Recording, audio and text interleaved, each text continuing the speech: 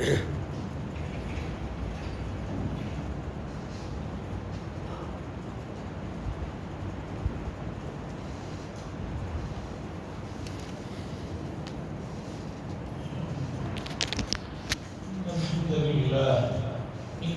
لله نحمده ونستعينه ونستغفره ونؤمن به ونتوكل عليه ونعوذ بالله من شرور أنفسنا ومن سيئات أعمالنا من يهده الله فلا مضل له ومن يضلله فلا هادي له ونشهد أن لا إله إلا الله وحده لا شريك له ونشهد أن سيدنا ونبينا ومولانا محمدا عبده ورسوله أرسله الله تعالى إلى كافة الناس بشيرا ونذيرا أما بعد فإن أصدق الحديث كتاب الله وخير الهدي هدي محمد صلى الله عليه وسلم وشر الأمور محدثاتها وكل محدثة بدعة وكل بدعة ضلالة وكل ضلالة في النار. قال الله تبارك وتعالى في القرآن المجيد والفرقان الحميد: لقد كان لكم في رسول الله أسوة حسنة لمن كان يرجو الله واليوم الآخر وذكر الله كثيرا. وقال صلى الله عليه وسلم: لا يؤمن أحدكم حتى يكون هواه تبعا لما جئت به، أو كما قال صلى الله عليه وسلم. عزیزان محترم، گزشتہ جمعہ یہ بات آئی، میں نے رکھی آپ حضرات کے سامنے کہ ہر آدمی دنیا میں جسے وہ محترم سمجھتا ہے یا بڑا سمجھتا ہے یا کوئی کارآمد قسم کا انسان جسے سمجھتا ہے، اس کے قریب پہنچنے کی، اس سے تعلقات مضبوط کرنے کی، بڑھانے کی کوشش کرتا ہے. اور یہ اتنی فطری بات ہے کہ اسے کسی دلیل کی ضرورت نہیں. اس کے بعد بات یہ آئی کہ ایک انسان کے لیے جب چھوٹے موٹے احسانات کی وجہ سے ایک آدمی دوسرے آدمی کا احترام اور اس کے قریب جانے میں لگا ہوا ہے، تو سوچنا چاہیے کہ ایک انسان پر سب سے زیادہ کس کی کرم فرمائی ہے، کس کے احسانات ہیں، کس کی عطا ہے جو مسلسل ہو رہی. بہت سارے حضرات اس وقت جیسے کہ دنیا میں ایک نیا فیشن چل پڑا ہے کہ ہم کسی بھی مذہب کو نہیں مانتے، ہم مذہب ہی کے وجود کا انکار کرتے ہیں اور کسی بھی اللہ کو یا گاڈ کو یا کسی بھی چیز کو نہیں مانتے. یہ لوگ کہہ تو رہے ہیں، اس طرح کی باتیں بہت آج عام ہو رہی ہیں. حقیقت میں جو کسی بھی ہستی کو نہیں ماننے کی بات کرتے ہیں، مشکلات میں وہ بھی غیر فطری طور پر اللہ کو ہی پکارتے ہیں، چاہے کسی بھی نام سے پکارتے ہیں. جنگ عظیم، جو دوسری جنگ عظیم ہوئی، جس میں بہت سی دنیا کے ممالک شریک رہے، بہت سے لوگ مارے گئے، اس پر بے شمار کتابیں لکھی گئی. تو اس زمانے میں جاسوس کو پکڑا جاتا किसी दूसरे मुल्क के जासूस को पकड़ा जाता तो अब वो किस मुल्क का आदमी है वो पहचान होना जरूरी होती थी। वो कौन है ये पहचान होना जरूरी होती थी। इसलिए कि जैसे बर्रे सगीर के सब लोगों की तकरीबन सूरतें एक जैसी होती है, मुल्क अलग अलग है, बांग्लादेश है, श्रीलंका है, नेपाल है, लेकिन बर्रे सगीर वालों की तकरीबन सूरतें एक।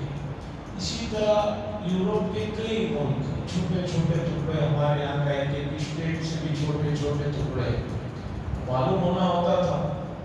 तो उस आदमी को बेइंतहा तकलीफ दी जाती थी, बेइंतहा सख्ती की जाती थी, पीटा जाता था और उस मौके पर ये देखा जाता था कि वो किस जुबान में चीख रहा है।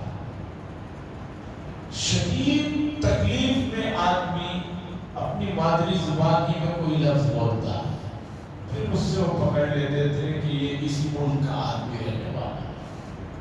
तो इसी तरह शदीद मुश्किलात में, शिद्दत में आदमी अपने से ऊपर एक हस्ती को मानता है, उसकी तरफ मुतवज्जे होता है। यही अल्लाह के वजूद की सबसे बड़ी दलील, इससे कोई इनकार नहीं कर सकता। तो अब जब हमारे ऊपर सबसे ज्यादा नेमतें अल्लाह तबारक व तआला की है और ये भी तय है कि जब सब कुछ उसी का दिया हुआ है तो अब उसके करीब पहुंचने के लिए, उसकी रजा के लिए हर आदमी सोचे कि मैं क्या कर रहा हूं, मैं क्या करके अल्लाह तक पहुंच सकता हूं। देखिए दूसरे मज़ाहिब में बेशुमार तकसीम कर रखा है मजहब के ठेकेदारों ने। उसमें बता दिया गया है कि कोई आदमी वो अपने जिसे वो माबूद मानता है उस तक पहुंचना हर आदमी के बस की बात है।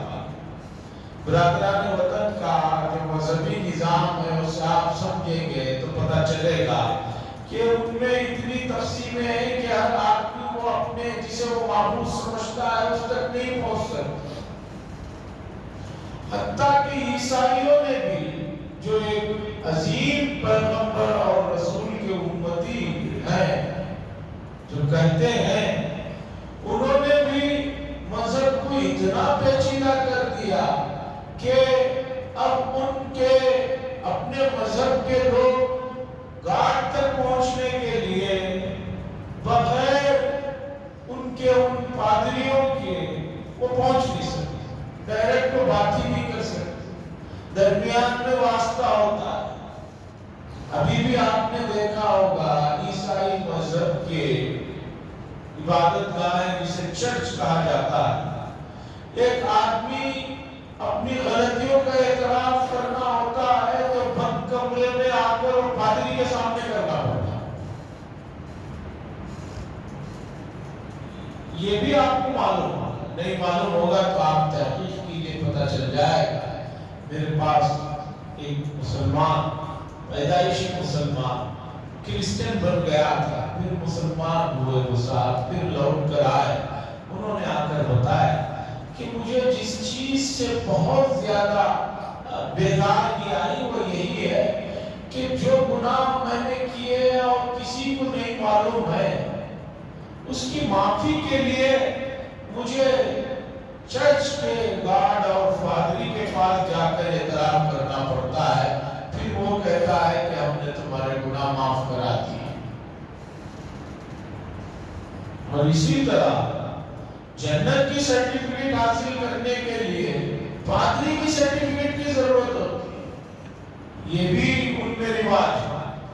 और पहले शायद मैंने वाकया सुनाया कि यूरोप में और उन ममालिक में जहाँ ईसाई हैं, पादरियां जन्नत की सर्टिफिकेट दिया करते पैसे लेकर कि भाई तुम्हें अगर वहाँ जन्नत चाहिए तो हमारी सर्टिफिकेट की जरूरत है।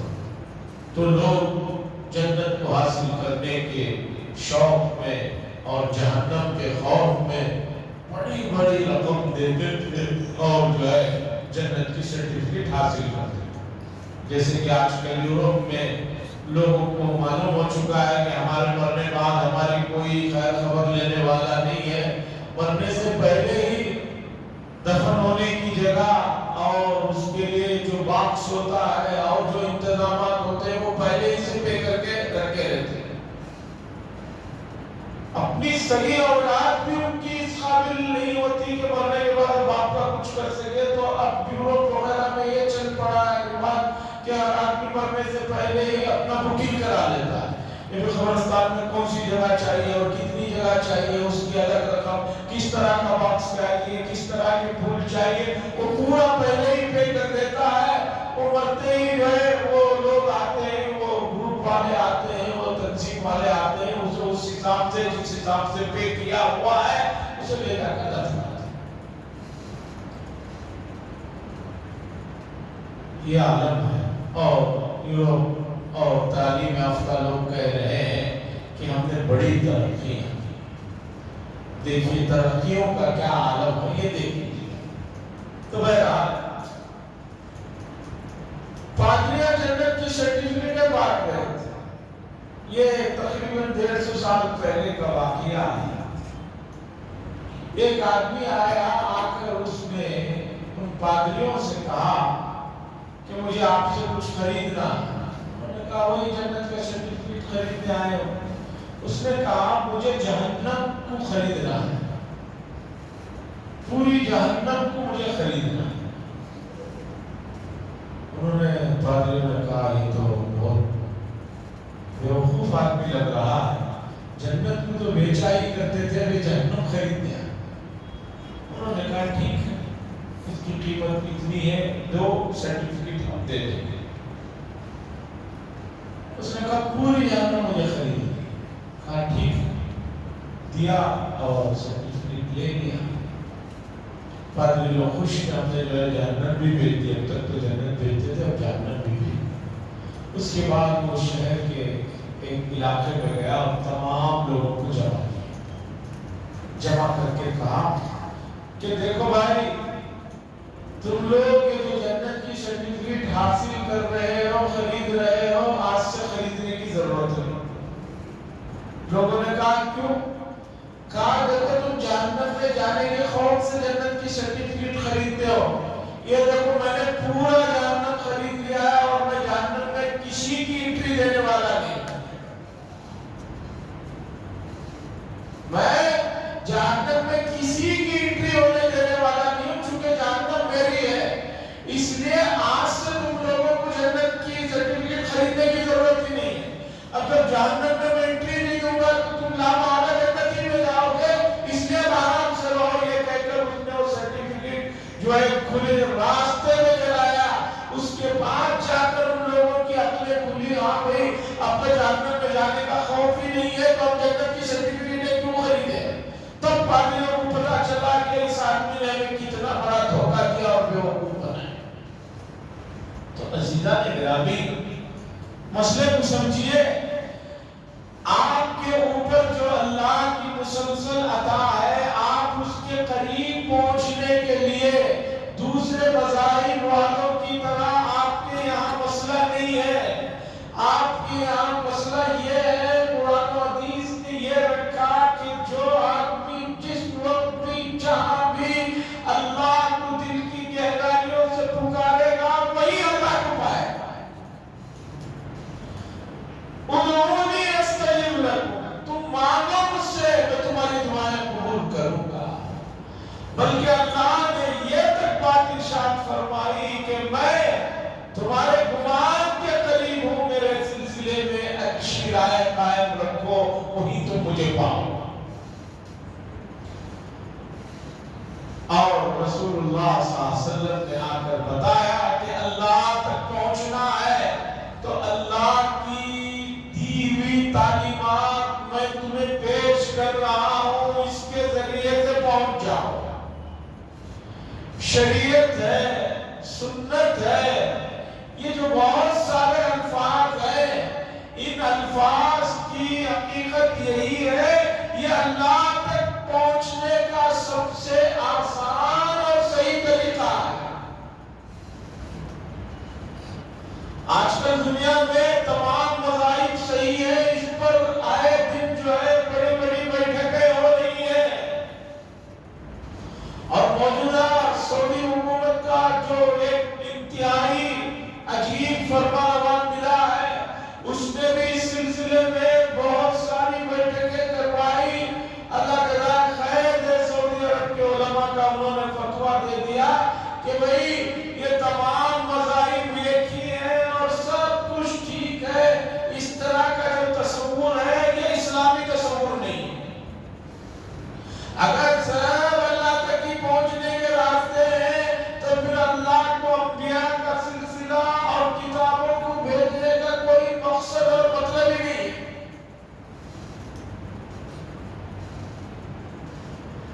یہ بات سمجھ لیجئے، قرآن نے ایک نہیں کئی جگہ پر کہا ان الشیطان لکم عدو مبین، شیطان تمہارا کھلا ہوا دشمن ہے۔ شیطان کو معلوم ہے کسے کہاں کیسے پٹی پڑھانا ہے، کس طرح دھوکہ دینا ہے۔ آپ کو احسان ماننا پڑے گا ان محدثین کا، ان علماء اکرام کا جنہوں نے قرآن و حدیث کی تشریحات کو بہت واضح انداز میں پیش کیا ہے، ورنہ امت کا حال تو یہ ہے کہ کوئی بھی آدمی اسے کہیں پکڑ کر جو ہے دو چار باتیں سنا کر دھوکے میں ڈالنا چاہے تو ڈال سکتا ہے۔ آدمی کہے گا ہاں یار بات تو ٹھیک ہے، ایک حدیث لیجئے اور اسے سمجھیے، اس کے سلسلے کا واقعہ۔ حدیث ہے کہ رسول اللہ صلی اللہ علیہ وسلم نے فرمایا یہ دنیا مومن کے لیے خیر خانہ ہے اور جنت کے اور کافر کے لیے جنت الکافر اور انکار کرنے والوں کی جنت۔ یہ حدیث ہے۔ علامہ ابن حجر عسقلانی قدس سرہ 7ویں صدی ہجری کے ایک بڑے محدث گزرے، اور ان کا سب سے بڑا امت پر احسان یہ ہے کہ انہوں نے بخاری شریف کی سب سے عمدہ اور بے مثال شرح کی 16 جلدوں میں ہے، وہ بہت عمدہ شرح مانی جاتی۔ یہ بڑے عہدے پر ان کو اس وقت اسلامی حکومت نے بڑے عہدے پر رکھا تھا۔ اب بڑے عہدے کے آدمی تھے تو ان کے لیے سواری بھی بڑی اعلیٰ اور عمدہ آتی تھی، اس لیے کہ اعلیٰ سے اعلیٰ چیزیں اس زمانے میں قاضیوں کے لیے، مفتیوں کے لیے، ائمہ کے لیے ہوا چونکہ سب سے بڑا عہدہ تھا۔ اب امت کا مزاج بدل گیا کہ اب ان عمدہ عہدوں پر رہنے والے لوگ اگر کوئی اچھی چیز استعمال کر لیں تو امت کے لوگ پریشان ہو جاتے ہیں۔ کیوں؟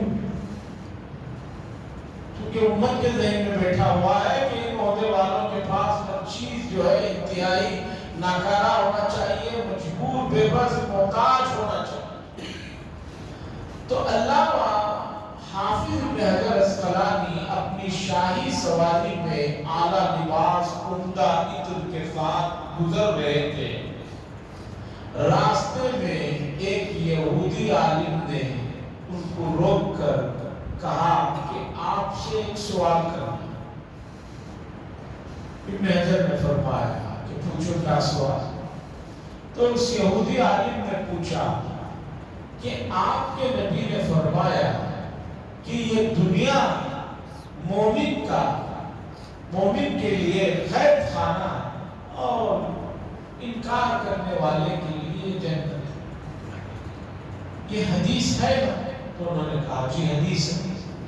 کہا اب مجھے بتائیے آپ اس وقت شاہی سواری میں اعلیٰ لباس، عمدہ خدام، عمدہ عطر کے ساتھ ہیں، اور میں انکار کرنے والا یہاں روڈ پر بالکل بے بسی اور پھٹے پرانے لباس،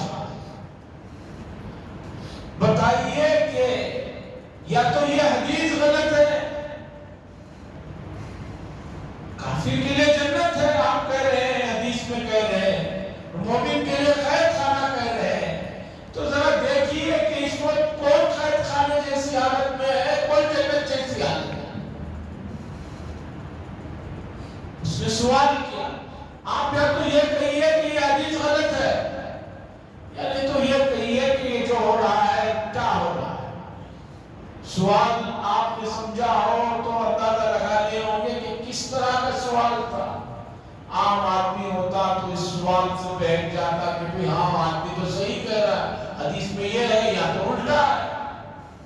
ابن حجر رحمۃ اللہ علیہ نے فرمایا کہ بھائی تو نے حدیث جو پڑھی وہ بالکل صحیح ہے، لیکن حدیث کا مطلب سمجھو، وہ یہ ہے کہ رسول اللہ صلی اللہ علیہ وسلم فرما رہے ہیں یہ دنیا مومن کے لیے قید خانہ ہے، یہ قید خانہ آخرت کے اعتبار سے ہے کہ مومن کو یہاں کچھ پابندیاں ہیں، نمازوں کی پابندیاں ہیں، فلاں پابندیاں ہیں، فلاں پابندیاں ہیں، اور جیل میں قیدی پر پابندیاں ہوتی ہیں، اور آخرت میں جو کچھ اسے دیا جائے گا اس کے مقابلے میں دنیا کی تمام نعمتیں قید خانے میں قیدیوں کی جیسے لگیں گی، اور جہنم میں ناماننے والوں کو جو عذاب دیا جائے گا، جو سزائیں ملے گی، وہ لوگ جہنمی کہیں گے کہ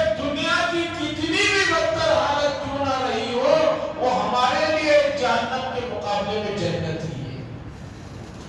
تو حدیث اپنی جگہ صحیح ہے، لیکن حدیث کو سمجھنے کے لیے اس کے آس پاس اور اس کے ماحول کو سمجھنے کی ضرورت ہے۔ ایک آدمی جو 360 کمروں کے روم میں رہنا ہے اسے، وہ اگر 2 بڑے کمروں میں رہتا ہے تو اس کے مقابلے میں تو یہ چھوٹا ہی ہوا، اور ایک آدمی وہ سنگل کمرے میں رہنے والا آدمی ہے، اسے 3 کمرے مل جائیں تو وہ 3 کمرے تو اس کے لیے بڑے ہی ہیں۔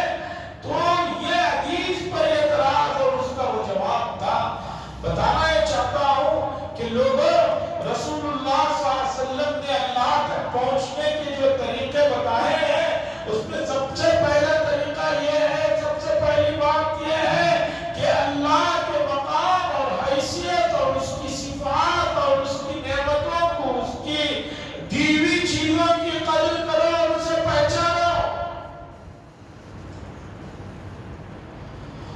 اگر نہیں پہچانو گے تو نعمتیں زائل ہو جائیں گی، ختم ہو جائیں گی۔ قرآن میں اس کا تذکرہ بہت جگہ پر ہے کہ پچھلی قوموں پر جو نعمتیں اور جو آسائشیں اور ان کو جو کچھ ملا تھا، انہوں نے اسے نہیں پہچانا، اس کی قدر نہیں کی اور شکر نہیں ادا کیا، تو اللہ نے ان سے وہ نعمتیں چھین لی۔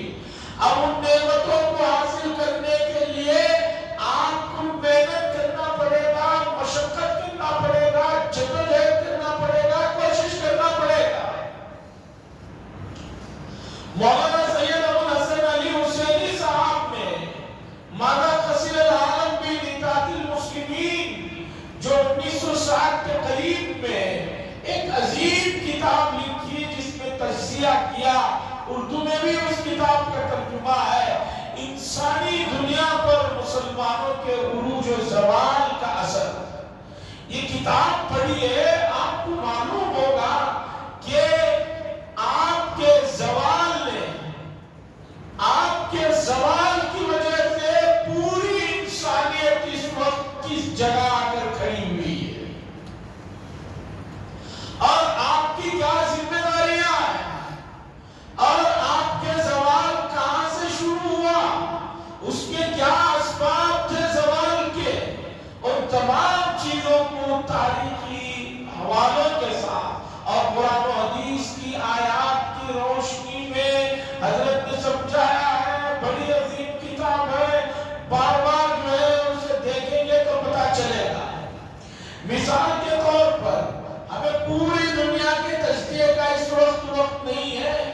ہم صرف اپنے ملک کی تجزیے کی طرف آتے ہیں. ہمارے اس ملک میں جو ہمارا زوال شروع ہوا مغلیہ سلطنت کے ختم ہونے سے یا اس سے پہلے سے جو زوال شروع ہوا، آپ دیکھیے کہ وہ زوال رک ہی نہیں رہا ہے. سلطنت گئی، بہت بڑا زوال تھا، کوئی بات. انگریز آئے، انہوں نے ظلم و ستم کی تاریخ لکھ ڈالی. دلی سے لے کر لاہور کے ہر درخت پر مسلمانوں کے علماء اور ذمہ داروں کو جو ہے پھانسی کی سزائیں دی گئی تھی. تدفین کی تک اجازت نہیں تھی تاکہ جو ہے لوگوں پر، بغاوت کرنے والوں پر اس کے جو ہے برے اثرات مرتب ہو. یہ تاریخ کی باتیں ہیں جو بالکل حقیقی باتیں ہیں. ان کا بدترین دور تھا. اس کے بعد امت بیدار ہوئی، بیدار ہو کر جو ہے انگریزوں سے نجات پانے کے لیے جدوجہد کی. ہمارے گزرے ہوئے زمانے میں جو بڑے حضرات تھے انہوں نے محنتیں کی، باوجود بڑھاپے میں، باوجود بیماریوں کے ساتھ، باوجود سب کچھ اپنا لٹ گیا. مولانا ابوالکلام آزاد صاحب احمد نگر مہاراشٹر کی جیل میں بند تھے. ان کے بیوی کا انتقال ہو گیا. انگریزی حکومت نے آ کر کہا کہ اگر آپ چاہیں تو آپ کو جنازے میں شرکت کی اجازت مل سکتی ہے. مولانا آزاد نے کہا کہ جنازے میں شرکت کے بدلے میں میرے سے جو تم چاہتے ہو وہ میں کرنے والا نہیں. آزادی کی جو رٹ لگائی تھی، کہا گیا کہ اس کے بدلے میں تم اگر میری زبان اور میرے قلم کو خاموش کرنا چاہتے ہو تو مجھے اس جنازے میں شرکت کی کوئی خواہش نہیں. اور وہ جنازے میں شریک نہیں ہوئے. تو آزادی ملی. آزادی کے بعد جو ہے امت جو ہے سمجھی کہ اب سب کچھ مل گیا. اس کے بعد جو ہے امت پھر جو ہے سو گئی. پھر امت جو ہے سمجھ گئی کہ کام ختم ہو گیا. ارے بھائی، کبھی کام ختم نہیں ہوتا ہے. آپ کی ذمہ داریاں بحیثیت مسلمان ہونے کے، آپ کی ذمہ داریاں اتنی ہیں کہ آپ یہ کہہ ہی نہیں سکتے کہ مجھے فرصت مل گئی. سنیے، ڈاکٹر اقبال صاحب جیسا آدمی جو 1920 یا 25 میں جنہوں نے جرمنی میں جو ہے ماسٹرز کی ڈگری لی، کوئی عالم اور مولانا کی بات نہیں سنا رہا ہوں میں کہ آپ کہیں گے کہ لوگ علماء تو یہی بات کرتے ہیں. ایسا آدمی، اتنا ذہین آدمی، 1920-25 کا زمانہ ملک بھی آزاد نہیں ہوا ہے، جرمنی سے ماسٹر اور جو ہے پی ایچ ڈی کی ڈگری لینے والا آدمی کیا کہہ رہا ہے؟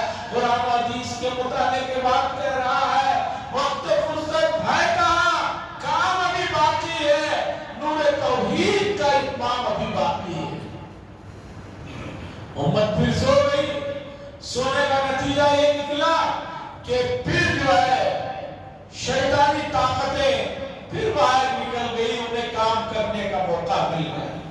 اور اسی کا یہ ہے کہ اگر آپ یہ سمجھ رہے ہیں کہ آپ کی یہ چیز لے لینے کے بعد وہ بیٹھ جائیں گے، وہ لے لینے کے بعد بیٹھ جائیں گے، تو نہیں. بات دراصل یہ ہے کہ قرآن نے 1450 سال پہلے ایک بات کہی، مَا يَوَدُّ الَّذِينَ كَفَرُوا، کہ یہ جو لوگ کفر و شرک والے ہیں، اہل کتاب ہیں، وہ لوگ تم لوگوں سے اس وقت تک راضی نہیں ہو سکتے حتیٰ تتبعوا ملتہم، یہاں تک کہ تم اپنا مذہب نہ چھوڑ دو، تبھی جا کر راضی ہو سکتے ہیں. تمہاری شناخت مٹانا چاہتے ہیں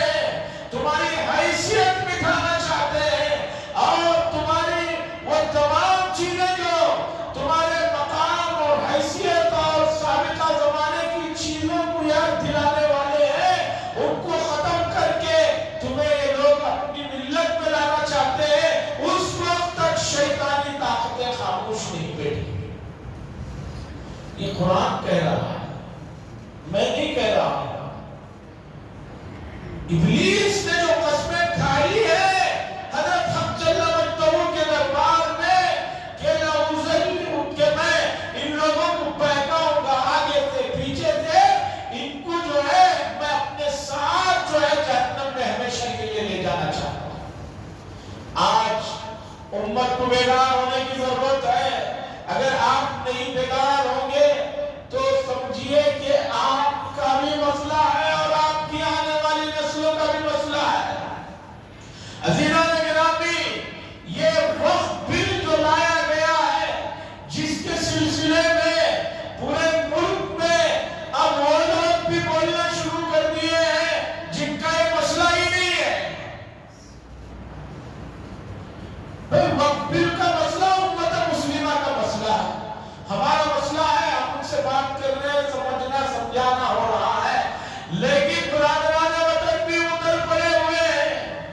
اور سب سے زیادہ افسوس اور حیرت کی بات ہے، یہاں موجودہ ہمارے اسٹیٹ میں جو بے شمار املاک ہیں، ہمارے املاک پر دوسروں کا قبضہ ہے، اس کے باوجود یہاں کے دوسری جو ہے اپوزیشن والے ایسا مسئلے کو اٹھا رہے ہیں کہ وقت بل کے ذریعے سے حکومت جو ہے برادران وطن کی زمینوں کو ہڑپ کر کے مسلمانوں کو دینا چاہیے۔ 8-10 دن سے اخبارات دیکھیے، مسلسل اپوزیشن والے کہہ رہے ہیں کہ موجودہ حکومت جو ہے کسانوں کی زمینیں لے کر امت مسلمہ کو دینا چاہیے۔ مسئلے کو ایک دم دوسری طرف لے جا کر چھوڑ دیا گیا ہے، ایک دم ان کو بھرگا دیا گیا ہے۔ کسان بیچارے اکثر ان پڑھ ہوتے ہیں، جاہل ہوتے ہیں، اپنی زمین سے بے انتہا محبت ہوتی ہے، ان کو سڑکوں پر لا لے رہے ہیں۔ حالانکہ آپ جانتے ہیں، جاننا چاہیے کہ بھئی کسانوں کی اور دوسروں کی زمینوں سے ہمیں کیا مسئلہ؟ ہم تو اپنی جو زمینیں ہیں، اپنے جو اوقاف کی چیزیں ہیں، ہم تو اس کے سلسلے میں بات کر رہے ہیں اور حکومت وہ بھی ہم سے چھیننا چاہتی ہے۔ گزرے ہوئے مسلم دور کی کتابوں کو اور ان کے جو ہے دستاویزات کو دیکھیے کہ مسلمان بادشاہوں نے مندروں کو زمین دینے کے ساتھ ساتھ مندروں کے اخراجات کے لیے، اس کے خرچ کے لیے دوسری زمینوں کو تک دیا ہے کہ اس زمین کی پیداوار سے جو ہے اس مندر کے جو ہے دیکھ بھال کی جائے، کسی کے پاس کوئی کچھ چندہ نہ مانگا جائے۔ میرے پاس قریب میں دستاویزات آئے تھے، فارسی میں تھے، جس میں لکھا ہوا ہے کہ مندر کے لیے زمین ہے اور مندر میں جو چراغ جلتا ہے اس کے تیل کے لیے بادشاہ کی طرف سے یہ زمین ہے۔ عزیزان گرامی، اگر آپ بیدار نہیں ہوں گے، آپ یہ سوچ رہے ہیں کہ وہ بل جو لایا جا رہا ہے وہ کوئی مسئلہ نہیں ہے، اس سے کچھ بھی ہو جانے والا نہیں ہے۔ بعض لوگ کہہ رہے ہیں کہ پہلے سے ہی اوقاف کی بہت سی پراپرٹیوں پر مسلمانوں نے غیروں نے قبضہ کر رکھا ہے، اب حکومت لا کر جو ہے کیا کر لے گی، زیادہ سے زیادہ ہڑپ کر لے گی۔ اگر آپ اتنا سمجھ رہے ہیں تو سمجھیے اتنا مسئلہ نہیں ہے۔ ہم نے بہت کچھ دے دیا ہے، ہمیں یہ جائیدادیں سے کوئی دلچسپی نہیں ہے۔ مسئلہ یہ ہے کہ آپ کی شناخت کو ختم کرنا چاہتے ہیں، آپ کی حیثیت کو ختم کرنا چاہتے ہیں، آپ کے وجود کو بتانے والی جو چیزیں ہیں ان چیزوں کے اثرات کو، ان کے نشانات کو مٹانا چاہتے ہیں۔ اس لیے یہ مسئلہ جینے مرنے کا مسئلہ ہے، یہ مسئلہ معمولی مسئلہ نہیں ہے اور امت کوئی کم تعداد میں نہیں ہے۔ اس لیے گزشتہ کئی مہینوں سے عالمیہ مسلم پرسنل لا بورڈ اور اس کے ساتھ جڑے ہوئے بہت سی تنظیمیں ملک کے ہر صوبے میں بہت بڑے پیمانے پر کام کر رہے ہیں، اور اس وقت ہمارے کرناٹک میں بھی یہ کام بڑے پیمانے پر مسجد مسجد تک ہر جگہ پھیلایا جا رہا ہے، ڈسٹرکٹوں میں، گاؤں میں پھیلایا جا رہا ہے۔ آنے والے 23 اور 24 نومبر کی جو تاریخ ہے، آپ اپنے تمام کام کاج کو اٹھا کر رکھیے۔ ہفتہ اور اتوار کو بہت بڑے پیمانے پر دیکھیے، جمہوری ملکوں میں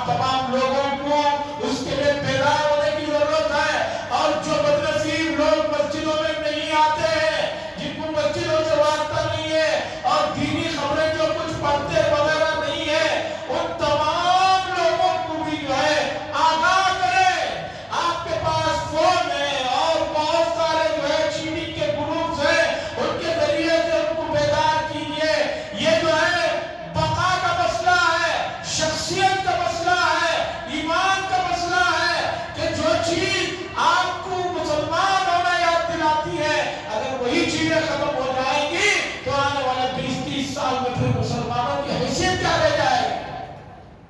अज़ीज़ान गिरामी, ये बड़ा मसला है। इस सिलसिले में बेदारियां हो रही है, बुलाया जा रहा है, जगह जगह बैठकें हो रही है।